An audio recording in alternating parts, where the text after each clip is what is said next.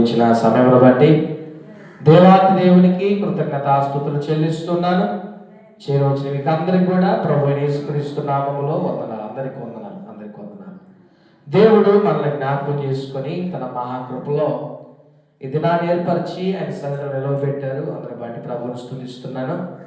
గమనించండి, దేవుడు మనల్ని మన కుటుంబాలను జ్ఞాపకం చేసుకుని ఏదైతే అవసరం ఉందో ఆ అవసరతను తీరుస్తున్న దేవుడే ఉన్నాడు. అందుకు మనము సాక్షులముగా ఆయన సన్నిధిలో ముందుకు కొనసాగుతున్నాం. నా ప్రియమైన సహోదరి సహోదరులారా, దయచేసి నిశ్శబ్దంగా ఉండండి. దయచేసి నా వైపు చూడండి. మీరు అందరూ నిశ్శబ్దంగా ఉండండి. దేవుడు మనల్ని జ్ఞాపకం చేసుకుని లోకంలో మనల్ని ఉంచినప్పుడు ప్రభు మనల్ని మన కుటుంబాన్ని సంరక్షిస్తున్న విధానం బట్టి ప్రభువును స్తుతిస్తున్నాను.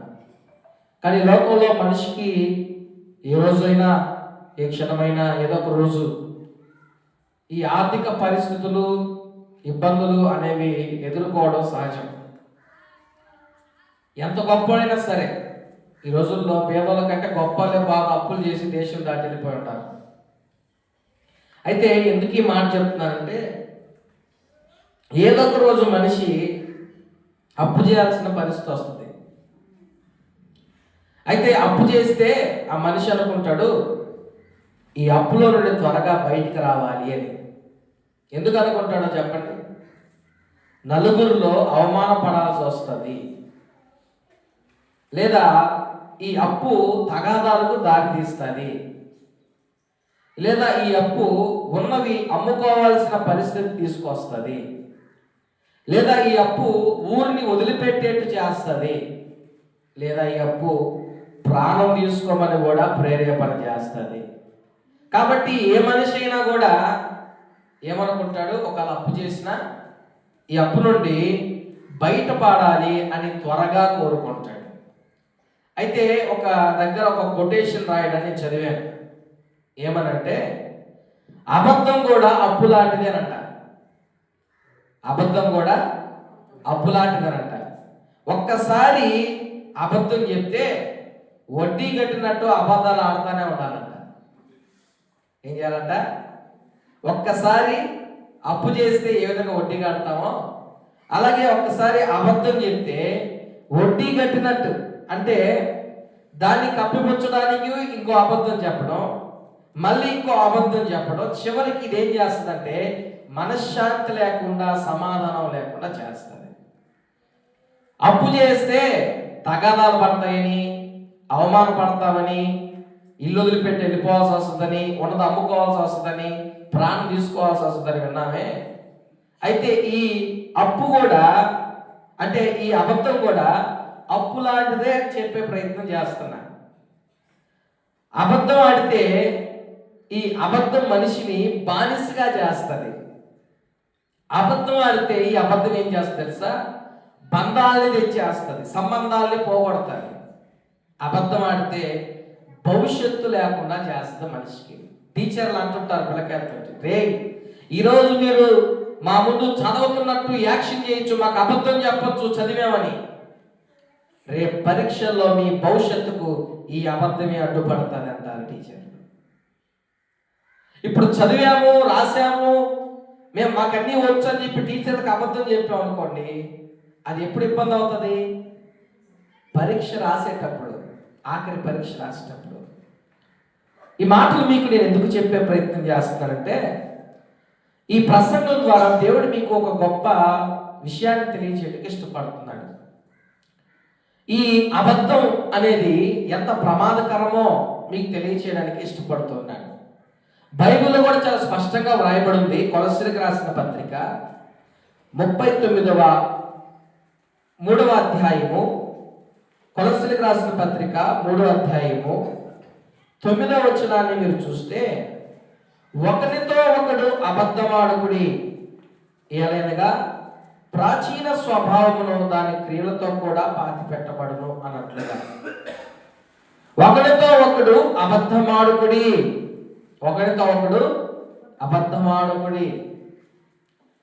ఎఫెసీయులకు రాసిన పత్రిక 4వ అధ్యాయము 25వ వచనంలో ఇంకా క్లియర్గా ఉన్న మాట ఏంటంటే, ఎఫెసీయులకు రాసిన పత్రిక 4వ అధ్యాయము 25వ వచనంలో, మనము ఒకరికొకరము అవయములై ఉన్నాము గనుక మీరు అబద్ధమాడుట మాని ప్రతి వాడును తన పొరుగు వారితో సత్యమే మాట్లాడవలెను. చాలా స్పష్టంగా బైబిల్ చెప్తూ ఉంది, మనం ఒకరితో ఒకరము ఐక్యము కలిగి ఉన్నాము, అవయవములై ఉన్నాము గనుక మీరు ఒకరితో ఒకడు అబద్ధములు ఆడకూడని ఎఫెసీ సంఘంతో దైవజనులు చెప్తున్నామంట. వినండి, ఆలకించండి. అప్పు చేయడానికి కారణం ఏంది? అప్పు చేయడానికి కారణం ఏంది చెప్పండి? అప్పు చేయడానికి కారణం ఏంది? సహజంగా అప్పు చేయడానికి కారణం ఏంటంటే ఆపద. ఏంది? ఆపదలో తప్ప ఇక దేనికి అప్పు చేయకూడదు మామూలుగా అయితే. కానీ ఇప్పుడు ప్రతిదానికి అప్పు చేస్తున్నారు, అది వేరే విషయం. ప్రతిదానికి అప్పు చేస్తున్నారు, విస్టేజ్కి అప్పు చేస్తున్నారు. ఇప్పుడు పెళ్ళి ఘనంగా చేసుకోకపోతే నీకేం మరణం రాదు, నువ్వు చచ్చిపో. ఒకవేళ హాస్పిటల్లో ఐసీయూలో ఉండి ప్రాణాపతుల్లో ఉంటే అప్పుడు ఒకవేళ డబ్బు పెట్టకు చచ్చిపోతావేమో, కానీ పెళ్లి గొప్పగా ఘనంగా చేయకపోతే మాత్రం సావు. కానీ ఎందుకు పెళ్లికి అప్పు చేస్తున్నాం? ఫిస్టేజీ క్వశ్చన్. ఏ క్వశ్చన్? ఫిస్టేజీ. పలానోళ్ళు బాగా చేశారు, మనం కూడా బాగా చేయాలి. పలానోళ్ళు ఈ విధంగా ఆర్భాటంగా చేశారు, మనం కూడా ఈ విధంగా ఆర్భాటంగా చేయాలి. ఈ కారణాల చేత చాలా మంది ఆపదకి కాకుండా ప్రతిదానికి చేస్తున్నారు, దాని ప్రక్కన పెడతారు. అయితే అబద్ధం ఎందుకు చెప్తారు? దీనికి కారణం ఏంటి? అప్పు అయితే ఆపదలో చేయాలి, శ్రమల్లో అక్కర్లో చేయాలి. అయితే అబద్ధం ఎందుకు చెప్పాల్సి వస్తుంది అనేది చూస్తే గమనించండి. కొంతమంది భయానికి అబద్ధం చెప్తారు. దేనికి చెప్తారు? భయానికి చాలా కారణాలు ఉన్నాయి. పేతురు కూడా భయానికి అబద్ధం చెప్పాడు. ఎందుకు అంటే ఆయన కూడా యేసుక్రీస్తు ప్రభువారితో కలిపి పట్టుకొని జైల్లో వేస్తారేమో, యేసయ్యతో పాటు ఈయన కూడా కొడతారేమో అని చెప్పి 3 సార్లు యేసయ్య అంటే నాకు తెలియదు అని చెప్పాడు. రెండో కారణం మొహమాటం. ఏంటండి? మొహమాటం. వాళ్ళు ఏమైనా అనుకుంటారేమో, ఆయన నచ్చకపోయినా వారి హృదయంలో ఏదో ఉన్నా బయటికి మాత్రం ఏదో ఒకటి చెప్పేస్తారు. మూడవదిగా లంచం తీసుకొని. ఏది? లంచం. బైబిల్లో కూడా యేసుక్రీస్తు ప్రభువారిని సిలువ వేసి ఆ సిలువలో గాయపరిచి ఆయన మరణించిన తర్వాత సమాధిలో ఆయన్ని పాతి పెట్టారు. సమాధిలో పెట్టిన తర్వాత ఆయన పునరుద్ధారుడై లేచాడు. లేచింది ఎవరికి తెలుసు అంటే ఆ సమాధి దగ్గర కాపలా ఉన్న వారికి బాగా తెలుసు. ఆ కాపలా వారు కలవరపడి సచ్చిన వాళ్ళ వారే పడిపోయి యేసయ్య పునరుద్ధానం చెంది అక్కడి చెలిపిన తర్వాత శిష్యులు, ఈ యొక్క సైనికులు కలమేలుకొని నిజంగా ఆయన దేవుని కుమారుడే, ఈయన నిజంగా మరణాన్ని గెలిచని చెప్పి లేచిన తర్వాత ఎవరైతే ఈయన కాపలా పెట్టారో ఆ కాపలా వాళ్ళ దగ్గరికి వెళ్ళి చెప్పాడు. ఏమని? అయ్యా, ఆయన చెప్పినట్టే లేచాడు, ఆయన సామాన్యుడు కాదు, ఆయన మరణాన్ని గెలిచాడని చెప్తే, ఒరే నాయన, ఈ విధంగా మీరు అందరికి కానీ చెప్తే మేము చట్టంలో అయిపోతాం, మేము ఎదవం అయిపోతాం, ఆ మరణ శిక్ష మా మీదకి వస్తుంది, కాబట్టి మేము చెప్పినట్లు మీరు చేయండి అని చెప్పి వారికి ద్రవ్యం ఇచ్చారు అనే విషయాన్ని అక్కడ రాయబడింది. మత్తయి సువార్త 28వ అధ్యాయము 12-15 వచనాలు మనం చదివితే అక్కడ ఉన్న మాటలు చదవండి. మత్తయి సువార్త 28వ అధ్యాయము 12-15 వచనాలు. కాబట్టి కూడి వచ్చి ఆలోచన చేసి ఆ సైనికులకు చాలా ద్రవ్యమునిచ్చి మేము అతని శిష్యులు రాత్రి వేళ వచ్చి చాలండి. వినండి, ఎందుకు ఈ మాట చెప్తున్నానంటే డబ్బు అబద్ధాన్ని చెప్పిస్తుంది. ఏం చెప్పిస్తుంది? అబద్ధం. చాలా స్పష్టంగా అక్కడ రాయబడిన మాట ఏంటంటే యేసు పునరుద్ధానం అయితే ఆ విషయాన్ని ఈ సైనికులు వారికి అధికారులు చెప్తే వాళ్ళు ఏం చేశారు? చాలా ద్రవ్యం ఇచ్చి, అంటే ధనం ఇచ్చి ఆ సైనికులకి మేము నిద్రపోతూ ఉండగా ఆయన శిష్యులు వచ్చి యేసయ్యను ఏం చేశారు? ఎత్తుకొని పోయారని చెప్పమంటున్నారు. వినండి, బాగా ఆలకించండి ఈ మాటలు. మార్చండి. యేసయ్యను ఎత్తుకొని పోయారు అని అబద్ధం చెప్పిస్తున్నారు. కొంతమంది అబద్ధం చెప్పేదానికి కూడా కొంచెం ఇబ్బంది పడుతూనే ఉంటారు. అంటుంటారు కదా, అబద్ధం చెప్పినా అతికిచ్చినట్టున్నారని. ఇక్కడ ఏం అబద్ధం చెప్పారు సైనికులు? మేము నిద్రపోతూ ఉండగా యేసయ్య శిష్యులు వచ్చి యేసయ్యను ఎత్తుకొని పోయారని చెప్పమన్నా. ఆలోచన చేయండి, కాపలా ఉండేది నిద్రపోయేదానికి. పలానా వాళ్ళని కాపలాని పెట్టారు, పలాని దానికి ఒక మామిడి తోటకో లేకపోతే ఇంకో దానికో కాపలా పెట్టారు. కాపలా ఎందుకు పెట్టేది? ఎందుకమ్మా? నిద్రపోకుండా మేలుకొని ఎవరు రాకుండా చూసేదానికి కాపలా పెడతారు. అయితే ఆ సమాధి దగ్గర కూడా ఎవరు రాకుండా ఉండేదానికి ముందే మీరు అనుకున్నట్లుగానే ఎవరో దొంగిలిస్తారన్న ఉద్దేశంతో వాళ్ళని పెట్టారు కదా. మరి వీళ్ళు నిద్రపోతా ఉంటే యేసు శిష్యులు వచ్చి దొంగిలించారని చెప్పి తిరిగి మరలా అబద్ధం చెప్తున్నారు. నిజానికి వారు కాపలా ఉండకుండా ఉండడానికి మరణ శిక్ష పెడతారు. కానీ ధనం ఏం చేస్తుందంటే నిజాన్ని కప్పిపుచ్చేట్లుగా, సత్యం మీదకి చీకటిని కమ్మే విధంగా ఈ లంచం అనేది, డబ్బు అనేది మనిషిని అబద్ధం చెప్పిస్తుంది. ఇంకొక ప్రాముఖ్యమైన విషయం ఏంటంటే 5వ విషయం, ప్రతిష్ట. ఏంటండి? ప్రతిష్ట మనిషిని అబద్ధం చెప్పేట్లుగా చేస్తుంది. అంటే నామోషిగా ఫీల్ అవ్వడం. సహజంగా చాలా మంది, అంటే సహజంగా పిల్లలు యవ్వనస్తులు కొంతమంది పాస్ అవుతుంటారు, కొంతమంది ఫెయిల్ అవుతుంటారు. కొంతమంది ఉద్యోగం సంపాదిస్తారు, కొంతమంది ఉద్యోగం సంపాదించలేరు. కానీ చాలా మంది గొప్పల కొరకు, జనాల్లో మంచి గౌరవం రావాలని, వాళ్ళు పొగడాలని చెప్పి పాస్ కాకపోయినా పాస్ అయ్యమని చెప్పడం, ఉద్యోగం రాకపోయినా ఉద్యోగం వచ్చిందని చెప్పడం. ఇవన్నీ దేని కొరకు అంటే ప్రతిష్ట. వారి ప్రతిష్ట తగ్గకూడదు, జనాల్లో తక్కువ కాకూడదు. నాకు అర్థం కాని విషయం ఏంటంటే, ఇప్పుడు ఒకవేళ పాస్ కాకపోతే మళ్ళా పాస్ కాలేమా? ఉద్యోగం కొట్లాడితే ఇంకొక ఉద్యోగం చేయలేమా?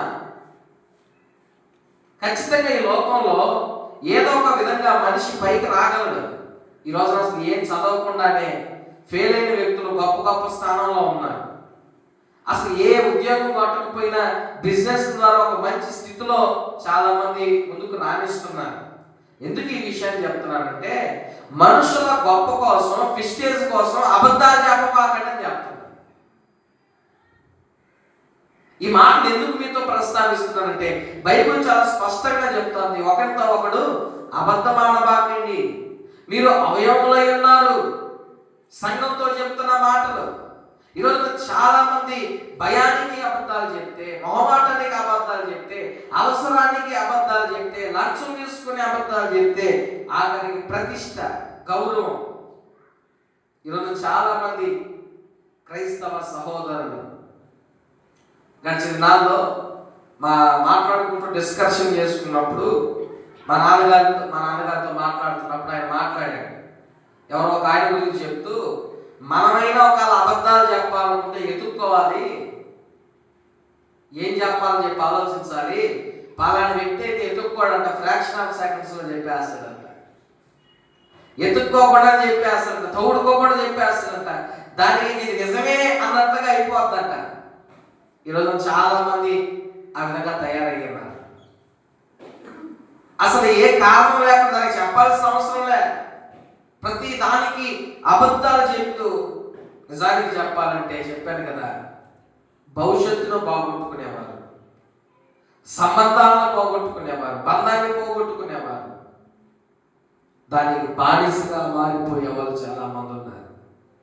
ఏ విధంగా అప్పు చేస్తే ఊరు వదిలిపెట్టి వెళ్ళిపోతారో, ఏ విధంగా అప్పు చేస్తే ఉన్నది పోగొట్టుకుంటారో, ఏ విధంగా అప్పు చేసి తీర్చకపోతే ప్రాణం తీసుకోవాలని ప్రేరేపణ కలిగి లోకంలో పడిపోతుంటారో, అలాగే అబద్ధాలు చెప్తే ఆ పాపానికి బానిసలైపోతారు. అలాగే అబద్ధాలు చెప్తే కుటుంబాలని పాడు చేసుకుంటారు. అలాగే అబద్ధాలు చెప్తే భవిష్యత్తు లేకుండా చేసుకుంటారు. ఈ రోజున భయానికనో, అవసరమనుకనో, మొహమాటానికనో, డబ్బు కోసమనో, ప్రతిష్ట కోసమనో మనుషులు చెప్పే అబద్ధాలు వారికి భవిష్యత్తు లేకుండా చేస్తున్నాయి. మనుషులు చెప్పే అబద్ధాలు వారి కుటుంబాలను విచ్ఛిన్నం చేస్తున్నాయి, సమాధానం లేకుండా చేస్తున్నాయి. చాలా స్పష్టంగా దేవుని వాక్యం సెలవిస్తున్నది. ప్రకటన గ్రంథంలో ఉన్న మాట ఏంటో తెలుసా? ప్రకటన గ్రంథంలో ఉన్న మాట 21వ అధ్యాయం 8వ వచనం, అబద్ధికులందరికీ అగ్నిగుండమే, పిరికివారును, అవిశ్వాసులను, అసహ్యులను, నరహంతకులను, వ్యభిచారులను, మాంత్రికులను, విగ్రహారాధికులను, అబద్ధికులందరూ అగ్ని గంధకములతో మండు అగ్నిగుండములో పాలు పంపులు పొందుదురని ఇది రెండవ మరణము. చాలా స్పష్టంగా రాయబడింది. ఎవరు నరకములో వేయబడతారు? అవిశ్వాసులు, పిరికివారు, అసహ్యులు, నరగంధకులు, వ్యభిచారులు, మాంత్రికులు, విగ్రహారాధికులు, అబద్ధికులందరూ కూడా అగ్ని గంధకములతో మండు గుండములో పాలు పొందుదురు, ఇది రెండవ మరణము అని చాలా స్పష్టంగా రాయబడింది. ఎందుకు ఈరోజు ఈ ప్రసంగం మీతో నేను చేస్తా ఉన్నానంటే, ఎందుకు ఈ ప్రసంగం మీతో చేస్తానంటే, ఈ అబద్ధం అనేది మిమ్మల్ని నరకంలోనికి తీసుకువెళ్ళగలుగుతుంది. ఈ అబద్ధాల గురించి యేసుక్రీస్తు ప్రభువారు ప్రధాన యాజకులతో, పరిశీలతో మాట్లాడుతూ ఒక మాట మాట్లాడారు. యోహాను సువార్తలో మీరు చూస్తే స్నేహితులారా, 8వ అధ్యాయం 44వ వచనంలో, మీరు మీ తండ్రి యొక్క అపవాది సంబంధులు, మీ తండ్రి దురాశలు నెరవేర్చుకోరుచున్నారు. ఆది నుండి వాడు నరహంతకుడై ఉండి సత్యమందు నిలిచిన వాడు కాడు, వాని యందు సత్యమే లేదు. వాడు అబద్ధమాడినప్పుడు తన స్వభావం అనుసరించి ఏ మాట్లాడను. వాడు అబద్ధికుడును, అబద్ధమునకు జనకుడునై ఉన్నాడు. వాడు ఎవడంట? వాడి పేరేంటంట?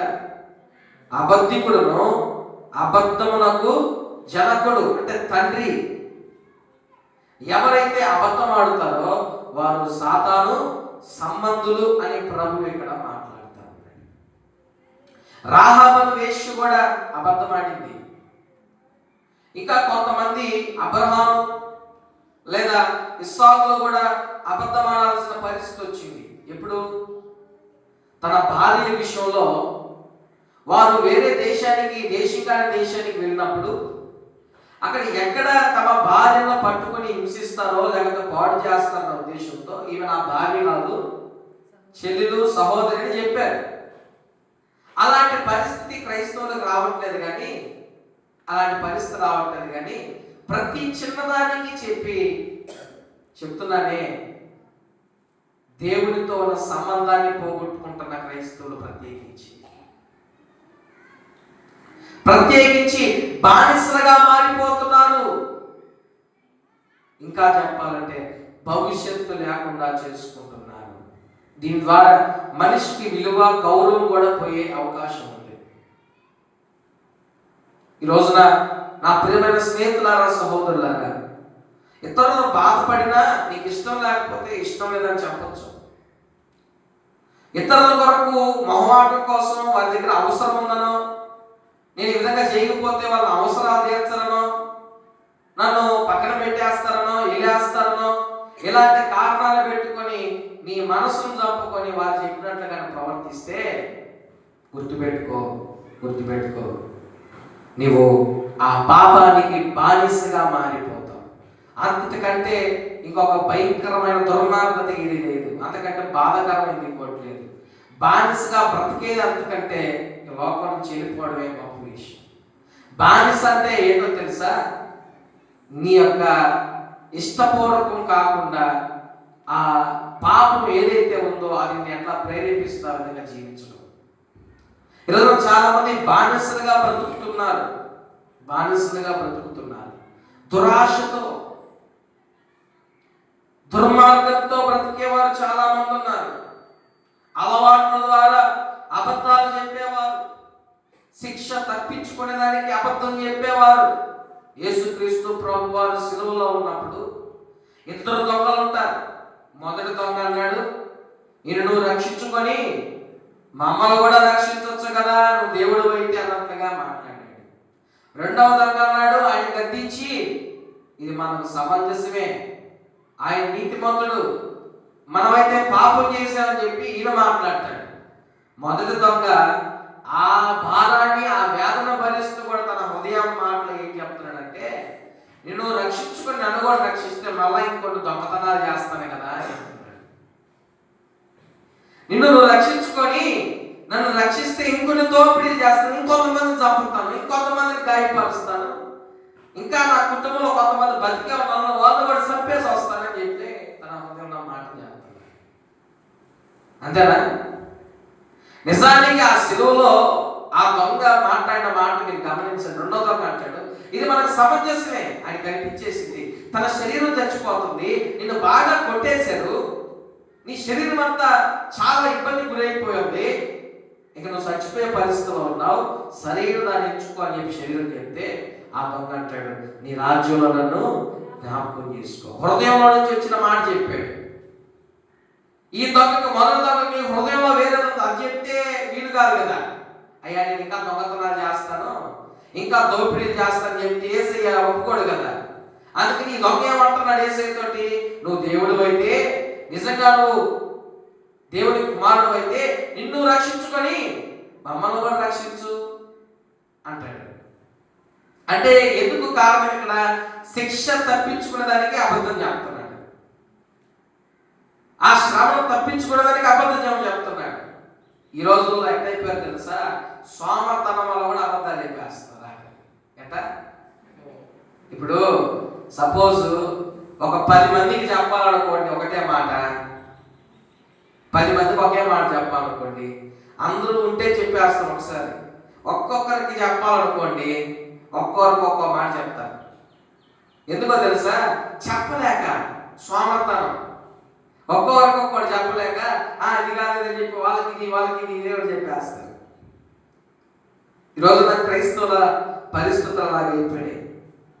పుట్టి పుణ్యానికి ఏ కారణం లేకుండా చిన్నదానికి పెద్దదానికి చాలా మంది అసలు చెప్పాల్సిన అవసరం లేదు. ఏమ్మా గుడికి రాలేదని అనుకోండి పాస్టర్, నిజం చెప్పచ్చు, పాస్టర్ కొడతాడా జైలు వేస్తారా? అవునా? నిజం చెప్తే ఏం పోయింది? చెప్పరు. ఏం చెప్తారు? ఆ సమయానికి ఏం గుర్తొస్తే చెప్పేస్తారు. ఈరోజు చాలా మంది క్రైస్తవ సహోదరులు అలాగే ఉన్నారు. ఏవయా చాలా రోజు గుడికి రావట్లేదా, గుడికి ఎందుకు రావట్లేదు అన్నాం అనుకోండి, వారి మనసులో ఇంకోటి ఉంటుంది, అది చెప్పరు.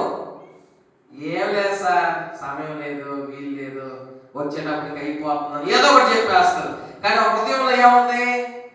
వేరేది ఉంది. కానీ చెప్పేది మాత్రం బయటికి ఇంకోటి చెప్పేస్తారు. అందుకే ఒక ఆయన అంటాడు, అబద్ధం నోట్లో నుంచి వచ్చేది కదంట, హృదయంలో పుట్టేదంట అబద్ధం. ఏంటంట? అబద్ధం నోట్లో నుంచి వచ్చేది కదంట, హృదయంలో పడుతుందంట చెప్పమని. ఈ రోజున మీరు ఆలోచించండి, అనేకులు మోసం కోసం అబద్ధాలు చెప్తున్నారు, ద్రోహం చేసేదానికోసం, కుట్ర చేసేదానికోసం. మీరు బైబిల్లో గమనిస్తే గాలిడి సీమోను ఒక ఆయన ఉన్నాడు, ఆయన నటించాడు, విశ్వాసిగా మారిపోయి నటించాడు.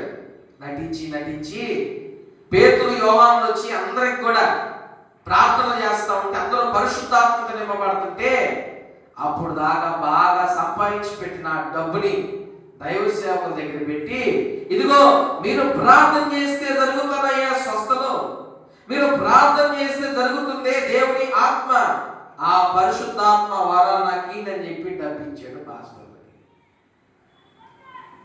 నిజానికి విశ్వాస అయితే ఆ విధంగా చేయడు, అది చాలా అవివేకపు పని. డబ్బుతో దేవుని వరాలు కొనలేమన్నది నిన్న మొన్నగా వచ్చిన క్రైస్తవుడు కూడా అర్థమైపోద్ది. కానీ ఇతను నటిస్తున్నాడు కానీ క్రైస్తవుడుగా కొనసాగటం. నిజమైన క్రైస్తవుడు మారు మనసు పొందిన వాడికైతే తెలుస్తుంది ఏమని, డబ్బుతో దేవుని వరాన్ని కొనలేము. పాస్టర్ సర్టిఫికేట్లు కొనుక్కోవచ్చు, నేను కూడా పాస్టర్ అని చెప్పేదానికి. కానీ వాక్యం చెప్పే అభిషేకం డబ్బుతో రాదు. ప్రార్థన చేస్తే స్వస్థత డబ్బుతో కలగదు. ఈరోజు చాలా మంది క్రైస్తవులు అబద్ధ బోధకులు క్రైస్తవ్యాన్ని, సమాజాన్ని మోసం చేస్తున్నారు. విశ్వాసులకి పాస్టర్లకి తేడా లేకుండా పోయింది. విశ్వాసులు అబద్ధాలు చెప్తుండే, పాస్టర్లు కూడా అబద్ధాలు చెప్తుండే. ఒకసారి ఒక చిన్న విషయం చేస్తారు, నా కోసం చేస్తారా? ఒక చిన్న ఎక్సర్సైజ్, ఏమి పెద్దదేం చెప్పరు. కళ్ళు మూసుకోండి అందరూ. ఒకసారి కళ్ళు మూసుకోండి, నేనేమనుకోలేదు. కళ్ళు మూసుకోండి, నేను మిమ్మల్ని ఏం చేయలే. నేను ఇప్పుడు తెరవండి. కళ్ళు మూసుకుంటే అట్టమైంది. చాలా మంది ఏం చెప్తారంటే, అమ్మా ప్రార్థన చేస్తుంటే చీకటిగా కనిపిస్తుందమ్మా అని చెప్తారు. ఏం చెప్తారు? కళ్ళు మూసుకుంటే చీకటి. గుర్తుపెట్టుకోండి, అందరి గురించి నేను మాట్లాడటం. కొంతమంది దైవ సేవకులకు నిజంగానే మీలో ఉన్న ఆ దుష్ట శక్తులు, ఆ సాతాను శక్తులు కనిపిస్తాయి. వారిని ఎలా మనం గమనించవచ్చు అంటే, బైబిల్ చెప్తుంది వారి క్రియల మూలంగా మనం వారిని గమనించవచ్చు అని చెప్తుంది. అందరి గురించి చెప్పట్లా, కొంతమంది అబద్ధ ప్రవక్తల గురించి చెప్తున్నారు ఆయన, అందరి గురించి కాదు. కొంతమంది ఏం చేస్తున్నారు? కళ్ళు మూసుకొని చీకటిగా కనిపిస్తుంది. ఏం కనిపిస్తుంది? చీకటి కనిపిస్తుంది. మా సైడ్ ఒక ఆమెకి చచ్చిపోయిందిలే అని చెప్పేదంట, చీకటిగా కనిపిస్తుంది, ఒక నల్ల కోడిపేట తెమ్మంటున్నాడు దేవుడు అని చెప్పేదంట. ఏంటి కోడిపేట? ఎందుకు? ఆమె తినేదానికి. జాతి కూరగాయలు అదే పని, ఇల్లు తిరగడం, కనిపించని అన్ని చెప్పడం, చెప్పి ఇది కావాలా, అది కావాలా, ఇది మంటున్నాడు, అది మంటున్నాడు అని చెప్పి. గుర్తుపెట్టుకోండి నా ప్రియమైన స్నేహితులారా, సహోదరులారా, ప్రభు మాట్లాడుతున్న మాట ఏంటంటే, అబద్ధానికి జనకుడు అపవాది. ఆ విధంగా చేసేవాళ్ళు ఆ అపవాదికి కుమారులు, కుమార్తెలు. ఈరోజు యేసయ్యకి కుమారులుగా ఉన్నారనుకుంటున్నారా? అపవాది కుమారులుగా ఉన్నారనుకుంటున్నారా? యేసయ్య కుమార్తెలుగా ఉన్నారనుకుంటున్నారా? అపవాది కుమార్తెలుగా ఉన్నారనుకుంటున్నారా? సరేలే, దేవుని ఎరగనప్పుడు ఎన్నెన్నో చెప్తాం. మేము కూడా అబద్ధాలు చెప్పినాం. కాలేజీలో చదువుకుంటూ ఉన్నప్పుడు చచ్చిపోయిన మా తాతను మళ్ళా కూడా చంపేసే నేను. అంటే చాలా మంది చంపేసి ఉంటారులే, అది వేరే విషయం. అంటే కాలేజీలో కొట్టేదానికి, లేకపోతే ఇంకొక ఏదైనా జలసాలు తిరిగేదానికి, ఇష్టాన్ని తిరిగేదానికి చచ్చిపోయిన వాళ్ళు చంపేస్తుంటాం, బతికిన వాళ్ళు చంపేస్తుంటాం. లేకపోతే జరిగిందని చెప్తాం, జరిగిందని చెప్పి ఏదని చెప్పేస్తాం. కానీ వన్స్ దేవుడి దగ్గరకు వచ్చి రక్షింపబడి, రక్షణ పొంది, బ్యాప్టిజం తీసుకొని దేవుడిలో ఒక క్రమమైన జీవితాన్ని జీవిస్తున్నప్పుడు మొహమాటానికి ఏందయ్య అబద్ధాలు చెప్పేదే? పలానాతో అవసరం ఉందని చెప్పి ఏందయ్య అబద్ధాలు చెప్పేదే? డబ్బు తీసుకొని అబద్ధాలు చెప్పేది ఏంటి? ప్రతిష్ట ప్రిస్టేజ్కి అబద్ధాలు చెప్పేది ఏంటి? ఈరోజు చాలా మంది అబద్ధాలు చాలా మంది నాతో చెప్పే అబద్ధాలు ఏంటంటే, కొంతమంది నాకు తెలిసిన వాళ్ళు తాగేదానికి అన్నం కోసం డబ్బులు అడుగుతారు. దేనికి? తాగేదాని కోసం అన్నానికి డబ్బులు లేవని చెప్తారు. చాలా మందిని చూస్తుంటాను నేను. కొంతమందికి ఇచ్చాను, కొంతమందికి నాకు మరీ వాళ్ళు చెప్పింది బాగా, అంటే చెప్పారు కదా అబద్ధం చెప్తే ఎక్కడ ఉండాలా? మనకి అది కూడా ఒక స్కిల్లే, అబద్ధం చెప్తే నిజంగా కూడా జాతి కలగాలి మనిషికి. అంటే వాళ్ళ స్కిల్ మరీ అంత గొప్పగా వాళ్ళకి అనిపించలేనప్పుడు నేను ఇలాగపోయినా, నిజంగా వాళ్ళు జీవించేసినప్పుడు ఇయ్యాలనిపించి ఇచ్చేసిన కొన్నిసార్లు. అంటే ఈరోజు చాలా మంది జీవిస్తున్నారు, కొంతమంది ఇప్పుడే ప్రాక్టీస్ అవుతున్నారు, ఇప్పుడిప్పుడే నేర్చుకుంటున్నారు. గుర్తుపెట్టుకోండి, అది మిమ్మల్ని బానిసగా చేస్తుంది. గుర్తుపెట్టుకోండి, అది మిమ్మల్ని ఏం చేస్తుంది తెలుసా? మీ కుటుంబాలను పాడు చేసేట్టుగా చేస్తుంది. గుర్తుపెట్టుకోండి, మీ భవిష్యత్తు నాశనం చేస్తుంది. ఈరోజు మీ జలసాల కొరకు, మీ సుఖభాగాల కొరకు, ఆడంబరాల కోసం తల్లిదండ్రులకు అబద్ధాలు చెప్తున్నారే, ఒకరోజు మీరు బాధపడతారు. మీ తప్పులు కప్పిపుచ్చేదానికి తల్లిదండ్రులు మోసం చేస్తున్నారే, మీరు బాధపడతారు. సంఘాన్ని మోసం చేస్తున్నారు, సేవకుని మోసం చేస్తున్నారు. గుర్తుపెట్టుకోండి, బైబిల్లో ఆ విధంగా అబద్ధాలు చెప్పి మోసగించిన వారు ఎవరు బాగుపడినట్లుగా బైబిల్ చెప్పట్లేదు. స్పష్టంగా దేవుడి వాక్యం సెలవిస్తుంది, వారు నరకానికి పాత్రలు అవుతారని. ఈ రోజున చాలా మంది కుటుంబాల్లో, సమాజంలో, సంఘములో దేవుని ఎదుట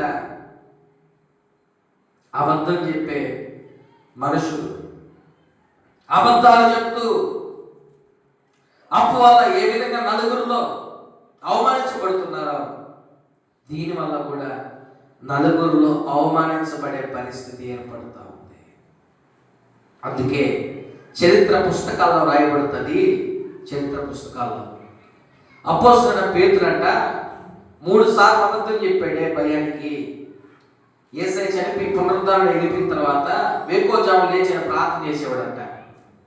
వేకోజాము లేచి ప్రార్థన చేసేటప్పుడు కోడి 3 సార్లు ఆ కోత కూస్తే ఆ కోత వినిపించినప్పుడు పేతురికి జల జల జల జల జల గారిపోయేదంట నీళ్లు, కన్నీళ్లు. చరిత్ర పుస్తకాలు రాయబడుతుంది, ఆయన కన్నీళ్లు కార్చి కార్చి కార్చి ఈ కను సారలు గుంటలుగా పడిపోయాయని చరిత్ర చెప్తుంది. ఎందుకంటే ప్రతిరోజు ఆయనకి జ్ఞాపకానికి వస్తుంది, ఏమని? నేను అబద్ధం చెప్పాను, యేసయ్య నాకు తెలియదని అబద్ధం చెప్పానని చెప్పి ఆ యొక్క బాధ అతన్ని చచ్చిపోయేంత వరకు వెంటాడింది. ఎంతో గొప్ప సేవ చేశాడు, కానీ ఆ చేసిన తప్పు ఏదైతే ఉందో దాన్ని వెంటాడింది. మరలా ఇంకొకసారి యేసయ్యలాగా పేతురును కూడా పట్టుకొని పోయి చంపడానికి వస్తామంటే పరిగెత్తామన్నట చరిత్ర పుస్తకాలు మాట. అప్పుడు యేసయ్య ఆయనకి కనిపించి, పేతురు మరలా నువ్వు వెళ్ళమంటావా అని యేసయ్య అడిగితే, లేదయ్యా నేనే వెళ్తానని చెప్పి పేతురు నేరుగా ఎవరైతే పట్టుకోబోతారో దగ్గరికి వెళ్ళి వారితో ధైర్యంగా ఎలా చెప్పాడు. ఒకప్పుడు చావు కోసం అబద్ధాలు చెప్పిన వ్యక్తి ఈ రోజు నా చావుకి ఎదురెళ్ళి, ఇదిగో యేసుని ఎలా సిలువేశారు, నిలువుగా సెలవేశారు, నన్ను తలక్రిందులుగా సిలువేయండి అని చెప్పాడంట. హల్లెలూయా. ఒకప్పుడు మరణం కోసం మరణ భయం కొరకు అబద్ధం చెప్పిన పేతురు అదే మరణానికి ఎదురెళ్ళి సవాలు విసిరాడు. అది క్రైస్తవ జీవితం. ఒకవేళ మనం తప్పు చేయొచ్చునే కాదట్లేదు, ఒకవేళ ఏదో కారణం చేత బలహీనతల చేత పొరపాటు చేస్తుండొచ్చునే కాదట్లేదు. తిరిగి తెలుసుకొని ఆ భయానికి, ఆ యొక్క లోకాశకు ఎదిరెళ్ళి నిలబడి ధైర్యంగా దేవుని సింహాసనం ఎదుట మనం ముందు కొనసాగలిగితే, చెప్తున్నాను, నీవు దేవుని రాజ్యంలో యుగములో దేవుని సన్నిధిలో సంతోషిస్తావు అని తెలుతావు. అంటే అభిషేకం నీకు కలుగుతుంది, అంటే దీవెన నీకు కలుగుతుంది. ఒకవేళ నువ్వు మోసం చేస్తూ ఉంటే నీ కుటుంబాన్ని కావచ్చు, నీ భర్తను కావచ్చు, నీ భార్యను కావచ్చు, బిడ్డలైతే తల్లిదండ్రులు కావచ్చు, సంఘములో సేవకులు కావచ్చు, విశ్వాసులు కావచ్చు, ఒకవేళ నీవు అబద్ధమాడుతూ వారు బాధ పెడుతూ ఉంటే గుర్తుపెట్టుకోండి, అది నిన్ను బానిసగా మారుస్తుంది. ఒకదానికి ఇంకొకటి ముడిపెట్టాలి. అప్పుకి ఏ విధంగా వడ్డీ కడుతూ ఉండాల్సి వస్తుందో అదే విధంగా అబద్ధానికి మనం అబద్ధాన్ని చెప్తూ వెళ్తూ ఉండాలి. అది నిన్ను బానిసగా మారుస్తుంది, అది సంబంధాన్ని చెడగొడుతుంది, అది భవిష్యత్తు లేకుండా చేస్తుంది. కాబట్టి ఈ రోజున అటువంటి దుర్మార్గమైన పరిస్థితుల్లోకి వెళ్లకుండా పవిత్రమైన దేవుడి వైపు చూస్తూ మన మాట అవునంటే అవును, కాదంటే కాదు అన్నట్లుగానే ఈ లోకంలో ముందు కొనసాగినప్పుడు దేవుడు తన కృప మనకు అనుగ్రహించి ఎటువంటి పరిస్థితులైనా దేవుడు మనకు తన సహాయాన్ని అనుగ్రహిస్తాడు. ప్రార్థన చేద్దాం, తల వచ్చి కళ్ళు మూసుకుంటే మనమందరం కూడా ప్రార్థన చేద్దాం.